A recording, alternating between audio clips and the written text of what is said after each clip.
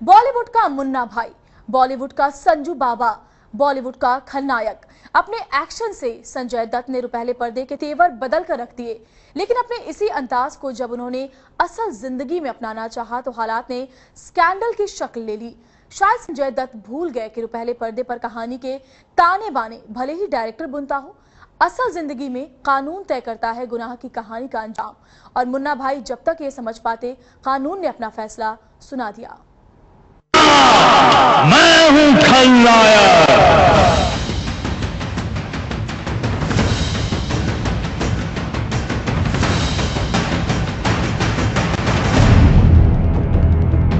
इस बार supreme court ने कहा है कि जी हां, संजय दत्त हैं खलनायक। जिंदगी में तमाम स्कैंडल से गुजर चुके संजय दत्त पिछले कुछ बरसों से सुकून में थे। कानून ने पहले भी उन्हें सजा सुनाई थी, लेकिन कानून के दिए रास्ते से ही निकलकर संजय दत्त आजाद घूम रहे थे। बीती जिंदगी में गुजरे स्कैंडल से पीछा छुड़ाकर अपना काम कर रहे थे, लेकिन अतीत का स्याह साया एक बार फिर सामने आ गया। नायक और खलनायक दोनों की छवि से जूझते इस अभिनेता के हाथों हुए अपराधों का साया 20 साल बाद एक बार फिर सामने आ गया। इसे बोलते हैं मैगजीन। इसको डालते इधर ऐसे, और इसको बोलते हैं ट्रिगर। इस पे ऐसे उंगली रखी और तान दिया जिस पे तानना है। देश की सबसे बड़ी अदालत ने मुंबई बम धमाकों के करीब 20 साल बाद 21 मार्च 2013 को संजय दत्त पर अपना फैसला सुना दिया। सुप्रीम कोर्ट ने संजय दत्त को 5 साल की सजा सुनाई है। एक बार फिर संजय दत्त को जाना पड़ सकता है जेल। सुप्रीम कोर्ट ने 1993 में हुए मुंबई बम धमाकों के साथ संजय दत्त का नाम जोड़ते हुए आर्म्स एक्ट के तहत उन पर लगे इल्जाम को सही ठहराया। यह इल्जाम संजय दत्त पर उस वक्त टाडा के तहत लगा था। उन पर इल्जाम था गैर कानूनी तरीके से AK-56 और 9mm की पिस्तौल रखने का। अपना फैसला सुनाते वक्त सुप्रीम कोर्ट के जस्टिस P सदाशिवम और PS चौहान ने कहा, याकूब मेमन और दूसरे भगोड़े अभियुक्तों के हाथ में धनुष था और वो बाकियों को तीर की तरह इस्तेमाल कर रहे थे।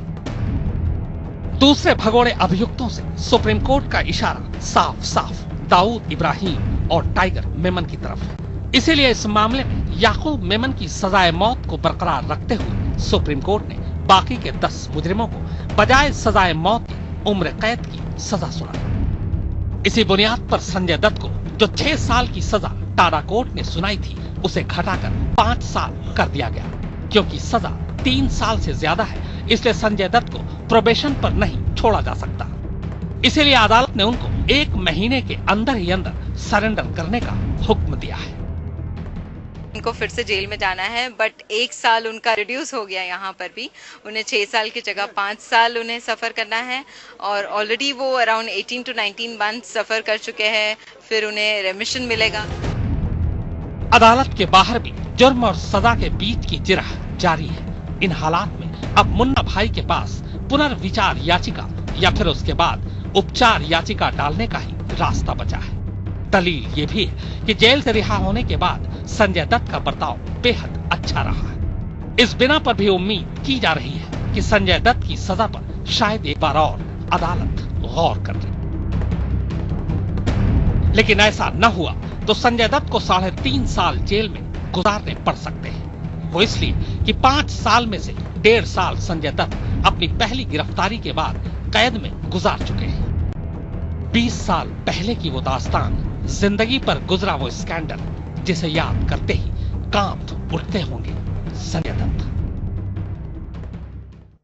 ये दास्तान 1-2 साल नहीं बल्कि लगभग 20 साल पुरानी है। मुंबई बम धमाकों के बाद बॉलीवुड के लिए अभी एक बहुत बड़ा स्कैंडल धमाका होना बाकी था।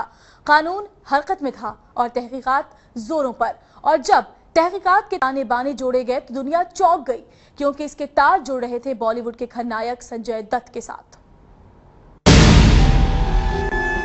तारीख 12 मार्च 1993, वक्त दोपहर 1:28।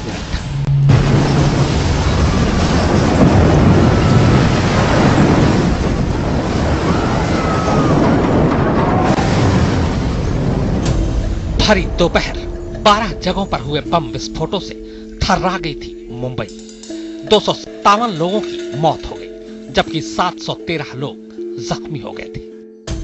देश में हुई इस जघन्य वारदात की जांच में जब एजेंसियां लगी तो साजिश की परतें खुलने लगी। धमाकों के 1 महीने के अंदर एजेंसियों को अभिनेता संजय दत्त के बारे में कुछ चौंकाने वाली जानकारियां मिली। जांच एजेंसियों को पता चला कि संजय दत्त ने एक AK-56 राइफल खरीदी थी। यह राइफल उस जखीरे की थी जिसे बम धमाकों के लिए मुंबई में लाया गया था। कुछ लोगों की गिरफ्तारी के बाद यह भी पता चला कि संजय दत्त इस AK-56 राइफल की खरीद को लेकर अंडरवर्ल्ड डॉन अबू सलेम और दाऊद इब्राहिम के छोटे भाई अनीस इब्राहिम के लगातार संपर्क में थे। ये जानकारियां मिलते ही पुलिस ने संजय दत्त के घर पर छापा मारा। वहां से पुलिस टीम ने जो चीजें बरामद की थी वो थी 2 मैगजीन, 250 राउंड गोलियां, एक 9mm पिस्टल। पुलिस कोर्ट को संजय दत्त के घर से AK-56 राइफल नहीं मिली। जांच एजेंसियों के सामने इस पूरे मामले की जो कहानी सामने आई उसके मुताबिक संजय दत्त को अबू सलेम से AK-56 राइफल और मैगजीन मिली थी। समीर हिंगोरा वो शख्स था जो अबू सलेम को संजय दत्त के घर ले गया था। संजय दत्त के घर पर हथियार लेकर गया था अबू सलेम का साथी इब्राहिम मूसा। इस पूरी कहानी में एक और बड़ा किरदार था यूसुफ नलवाला। मुंबई बम धमाकों के बाद संजय दत्त को लग गया था कि AK-56 राइफल उन्हें मुसीबत में डाल सकती है। ऐसे में काम आया उनका दोस्त यूसुफ नलवाला। यूसुफ ने अपने साथी केसी अतजानिया की मदद से संजय दत्त की AK-56 राइफल को नष्ट करके उसका नामो निशान मिटा डाला। अब संजय दत्त पर शिकंजा कस गया। मुंबई पुलिस ने उनके खिलाफ अवैध हथियार रखने और उन्हें नष्ट करने की रिपोर्ट दर्ज कर ली। उस वक्त संजय मॉरिशस में फिल्म आतिश की शूटिंग में मसरूफ थे। पुलिस ने शूटिंग रुकवा दी। तारीख 19 अप्रैल 1993।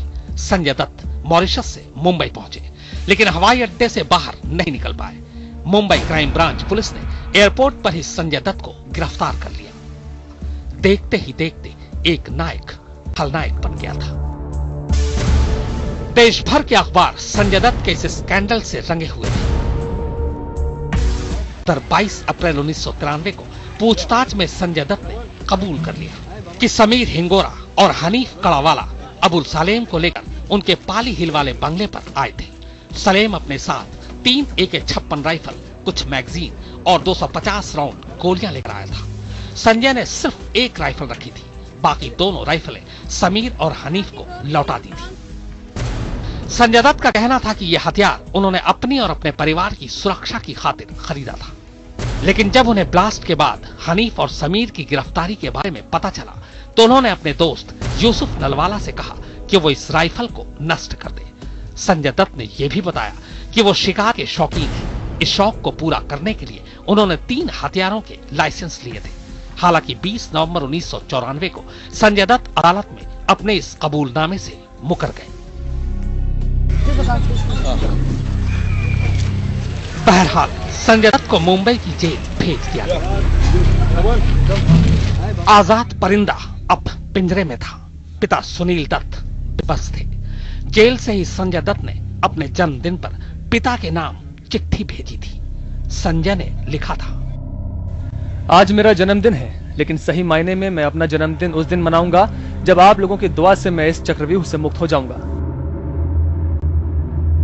दंगों के बाद पीड़ितों के साथ काम करते वक्त मैंने महसूस किया कि ये दंगे सांप्रदायिक नहीं, राजनीतिक थे। ये सब राजनीतिक लाभ के लिए किया गया। इस दौरान कई बार मेरे परिवार को धमकियां भी मिली।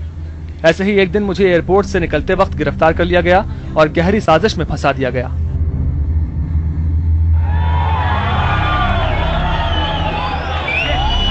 पंद्रह महीने बाद 18 अक्टूबर 1995 को संजय दत्त जेल से जमानत पर रिहा कर दिए गए। लेकिन उनके दामन पर ऐसा दाग लग चुका था जिसका मिटना नामुमकिन था। आज तक ब्यूरो।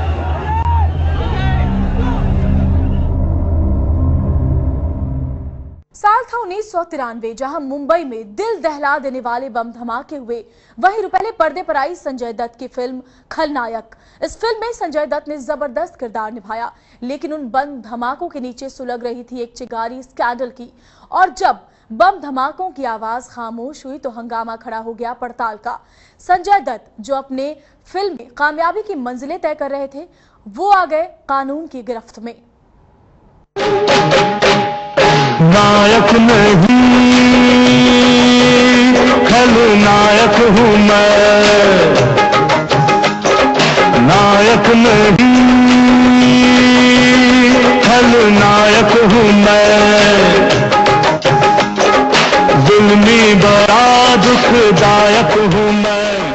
खलनायक की कहानी में संजू बाबा ने बल्लू बनकर जिस किरदार का लबादा ओढ़ा, वो असल जिंदगी में फिर कभी उनसे उतारा नहीं जा सका। नियति ने संजू बाबा की जिंदगी के लिए असली खलनायक की स्क्रिप्ट तैयार की थी।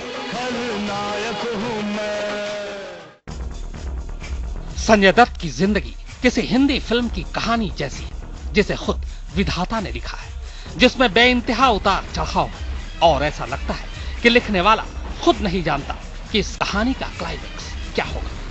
22 साल के थे संजय दत्त जब मां नरगिस कैंसर से जूझते हुए दुनिया को अलविदा कह दी। संजय दत्त टूट गए। कहा जाता है कि इसके बाद संजय दत्त ने ड्रग्स का सहारा लेना शुरू कर दिया।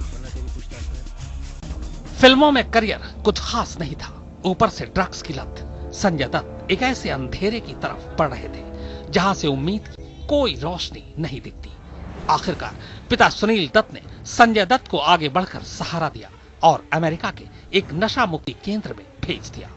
एक लंबे अरसे के बाद संजय दत्त लौटे तो नशे की लत पीछे छूट चुकी थी, लेकिन इश्क उनके दिल पर दस्तक दे चुका था। ऋचा शर्मा संजय दत्त की जिंदगी में आहिस्ता आहिस्ता जगह बना चुकी थी।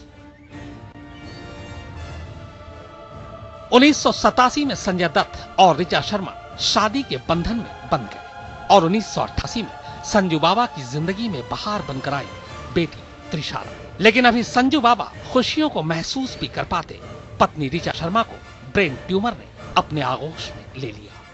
ऋचा अपनी बेटी को लेकर अमेरिका चली गई अपने परिवार के साथ, और संजय दत्त की जिंदगी से वो हमेशा के लिए दूर हो गई। 1996 में ऋचा ब्रेन ट्यूमर से लड़ते लड़ते दुनिया से चल बसी।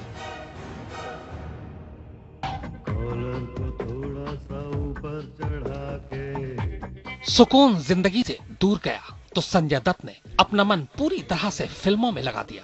नतीजा एक के बाद एक सुपरहिट फिल्में। स्टारडम की रेस में संजू बाबा का नाम तेजी से चमकने लगा। माधुरी के साथ संजय दत्त की जोड़ी हिट हुई और इसी के साथ दोनों के इश्क के चर्चे भी आम होने लगे। दोनों साथ साथ देखे जाने लगे। उन दिनों की खबरों के मुताबिक संजय दत्त और माधुरी बेहद नजदीक आ चुके थे और ये नजदीकी शादी की खबरों तक पहुंच चुकी थी। लेकिन तभी वो हो गया जिसने संजय दत्त की जिंदगी को हमेशा के लिए बदल कर रख दिया। 1993 ये वो साल था जब मुंबई बम धमाकों से दहल उठी। हिंदुस्तान ने पहली बार सीरियल ब्लास्ट को देखा था।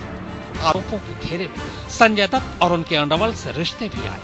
नतीजा संजय दत्त को टाडा के तहत गिरफ्तार कर लिया गया और माधुरी, वो तो संजय दत्त के लिए कब का बस एक ख्वाब सी बनकर रह गई। फिल्म जब पर्दे पर आई, संजय दत्त वाकई नायक से खलनायक बन चुके थे। फिल्मी लुक और रियल लुक में कोई अंतर नहीं रह गया। लेकिन अभी तो संजय दत्त की जिंदगी में कई मोड़ आने बाकी थे। बस यार नफरत के लायक हूं मैं। एक तरफ कानून की निगाहें संजय दत्त पर थी, दूसरी तरफ संजय दत्त मंजिल दर मंजिल नई बुलंदियों को चूम रहे थे। ये वो दौर था जब संजू बाबा के नेगेटिव इमेज को पर्दे पर खूब भुनाया जा रहा था। ऐसे में किसी ने हमदर्द बनकर उन्हें जेल से छुड़ाया तो कोई हमदर्द बनकर आई और हमसफर बन गई। संजू बाबा की जिंदगी पूरी तरह से बदल चुकी थी। सुपरस्टार जेल की सलाखों के पीछे नजर आने लगा। संजय दत्त पर लगे आरोपों से पिता सुनील दत्त बेहद आहत थे। उन दिनों ये भी कहा गया कि बम ब्लास्ट केस में संजय दत्त का नाम आना एक राजनीतिक षड्यंत्र भी हो सकता था, क्योंकि मराठी सियासत में सुनील दत्त का बढ़ता दबदबा कई कांग्रेसियों को ही रास नहीं आ रहा था। ऐसे आड़े वक्त में सुनील दत्त ने अपने पूरे कांग्रेसी राजनीतिक करियर को एक तरफ रखते हुए बाला साहब ठाकरे के घर मातोश्री पर दस्तक दी और बाला ठाकरे के रसूख के चलते संजय दत्त जेल से बाहर आए। कहा यह भी जाता है कि संजय दत्त भी जेल से छूटने के बाद सीधे मातोश्री ही पहुंचे थे। मेरी फैमिली तो 100% सर, फिर शत्रु साहब हैं, शत्रु साहब सब खड़े होकर डंडा लेके खड़ा अमर सिंह जी, बहुत ऐसे काफी लोग हैं। ठाकरे फैमिली ने भी बिल्कुल बाला साहब मतलब डट के खड़े रहे आप। जी। बाला साहब की भूमिका स्पष्ट थी। जब फैसला होगा और कानून के सामने अगर वो दोषी पाता है तो जो भी उसको पनिशमेंट कानून के तहत मिलनी चाहिए वो मिलनी चाहिए, तब तक उसको बेल मिलने का अधिकार है और उसको बेल मिलना चाहिए, ये बाला साहब ने कहा था। जेल और अदालत संजय दत्त का दूसरा घर बन चुकी थी। कभी संजय दत्त के साथ चर्चाओं में रहने वाली माधुरी चर्चाओं से भी किनारा कर चुकी थी। ऐसे वक्त में मॉडल रिया पिल्लई ने संजू बाबा के दिल पर दस्तक दी। एक नई प्रेम कहानी का आगाज हुआ, जिसके बीच में जेल की सलाखें थी। संजय दत्त रिया से शादी करना चाहते थे, लेकिन अभी उनकी पहली पत्नी रिचा जिंदा थी। लिहाजा उन दिनों संजय दत्त ने मीडिया में कहा, मैं रिया से बेइंतहा मोहब्बत करता हूं, लेकिन रिचा से बेवफाई नहीं कर सकता। मुझे अपनी कुछ जिम्मेदारियां निभानी है। 1996 में रिचा शर्मा की मौत हो गई, जिसके बाद 1998 में संजय दत्त ने रिया से शादी कर ली। कहा जाता है कि संजय दत्त रिया के इस कदर दीवाने थे कि आधी रात को मंदिर के बाहर हॉर्न बजा कर पंडित को जगाने के बाद उन्होंने एक मंदिर में रिया पिल्लई से शादी कर ली। जमानत पर चल रहे संजय दत्त ने अपना पूरा ध्यान फिल्मों में लगा दिया और 2003 में आई उनकी फिल्म मुन्ना भाई। इस फिल्म ने संजू बाबा की पूरी इमेज ही बदल कर रख दी। उनकी जादू की छप्पी का जादू हर किसी के दिल पर छा गया। संजय दत्त ने इसके बाद अपनी इमेज को सुधारने की बहुत कोशिश की, लेकिन जो फर्क उनकी इमेज पर उनकी फिल्म लगे रहो मुन्ना भाई से पड़ा, वो उनकी जिंदगी में मील के पत्थर की तरह है। लगे रहो मुन्ना भाई से पूरे देश में गांधीगिरी की लहर चल पड़ी, लेकिन दुनिया भर को जादू की झप्पी की सीख देने वाले संजू बाबा की जिंदगी में एक अजीब दास्तान हुई। साल 2005 में रिया पिल्लई से उनका तलाक हो गया। रिश्तों की इस उधेड़-बुन में कानून ने भी संजय दत्त की जिंदगी में अचानक दस्तक दी। साल 2007 संजय दत्त के लिए एक बार फिर अंधेरे भरे दिन लेकर आया, जब टाडा कोर्ट ने संजय दत्त को अवैध हथियार रखने के मामले में 6 साल की सजा सुना दी। संजय दत्त को यरवड़ा जेल भेज दिया गया। इस दौरान संजय दत्त ने 22 दिन जेल में बिताए। 22 अक्टूबर 2007 जमानत खत्म होने के बाद संजय दत्त एक बार फिर जेल चले गए और इस बार 29 नवंबर को जेल से बाहर आए। 2009 में संजय दत्त ने राजनीति में कदम रखा और समाजवादी पार्टी के महासचिव बनाए गए, लेकिन 1993 बम ब्लास्ट मामले ने पीछा नहीं छोड़ा और संजय दत्त के चुनाव लड़ने पर रोक लगा दी गई। जल्द ही संजय दत्त समाजवादी पार्टी की साइकिल से उतर गए और 2012 उत्तर प्रदेश विधानसभा चुनाव में कांग्रेस के लिए प्रचार करने लगे। लेकिन अब किस्मत ने एक बार फिर करवट ली है और सुप्रीम कोर्ट के फैसले ने संजय दत्त के अरमानों पर एक बार फिर ग्रहण लगा दिया है। लगभग 53 साल के हो चुके संजय दत्त को 3.5 साल जेल में ही बिताने होंगे। इस कहानी का अंजाम क्या होगा, खुदा जाने। संजय दत्त जैसा किरदार पर्दे पर जीते हैं, कुछ उसी अंदाज में फैसले लेते हैं। रिया पिल्लई आई और उनकी जिंदगी से चली गईं। इसके बाद संजू बाबा ने किसी से ऐसा नाता जोड़ा कि टूटने लगे दूसरे करीबी रिश्ते। आखिर क्यों? 7 फरवरी 2008 ये वो तारीख थी जब संजय दत्त ने अपने ही अंदाज में अपनी जिंदगी से जुड़ा एक अहम फैसला कर डाला। संजय दत्त जमाने ही नहीं अपने परिवार को भी दरकिनार करके अपनी तीसरी शादी कर रहे थे। रिचा शर्मा और रिया पिल्लई के बाद मान्यता बनी संजय दत्त की तीसरी बीवी। लेकिन यह पल संजय दत्त की जिंदगी के लिए बेहद अजीब और गरीब था, जहां वो एक तरफ मान्यता से जुड़ रहे थे, वहीं दूसरी तरफ उनकी बहनें उनसे दूर जा रही थी। संजय दत्त के चेहरे पर मुस्कुराहट तो थी, लेकिन दिल के किसी कोने में बहनों के शादी में शामिल न होने का अफसोस भी। संजय दत्त ने जिस खामोशी से ये शादी रचाई, उससे उनके करीबी भी बेहद हैरान थे। संजय दत्त की बहनों प्रिया और नम्रता के शादी में शामिल न होने की वजह यही बताई गई कि दोनों संजय दत्त के फैसले से बेहद नाराज थी। लेकिन खबरें ये भी आई कि दोनों को शादी में आने के लिए पूछा ही नहीं गया। हालांकि संजय दत्त ने कहा कि उन्होंने अपनी बहनों को शादी का न्योता भेजा था। वो चाहते थे कि प्रिया और नम्रता दोनों शादी में शरीक हों। लेकिन बहनों की माने तो उन्हें भाई का SMS के जरिए शादी में आने का निमंत्रण भेजना अच्छा नहीं लगा। लेकिन वक्त ने दूरियों को नजदीकियों में बदलना शुरू कर दिया। शादी के कुछ दिन बाद ही बेटी त्रिशाला ने पिता संजय दत्त के साथ 6 दिन गुजारे और कहा कि अगर पापा ने मान्यता में वो सब पाया है जो वो चाहते हैं तो अच्छी बात है। मैं शादी के वक्त थोड़ी बिजी थी, इसलिए शादी में नहीं आ पाई। मैंने उस वक्त पापा का फोन इसलिए नहीं उठाया क्योंकि मैं क्लास में थी। मान्यता ने संजय दत्त को खूब संभाला। संजय दत्त के करीबी ने मीडिया में यहां तक बयान दे डाला कि लोग संजय दत्त की शराफत से नाजायज फायदा उठाते थे, लेकिन मान्यता उनको इस तरह के मौका परस्त लोगों से बचा रही है। हालांकि बहुत से लोग इस बात से नाराज हैं, लेकिन संजय दत्त आज खुद अपने फैसले कामयाबी से ले रहे हैं। रही परिवार से दूरियों की बात, तो वो भी मान्यता से शादी के बाद जुड़वा बच्चों के पैदा होने से खत्म हो गई। दोनों बहनों ने मान्यता को बतौर भाभी अपना लिया। रंजिशें, दूरियां, गिले शिकवे सब मिट गए। मोहब्बत के बंधन में पूरा परिवार बंध गया।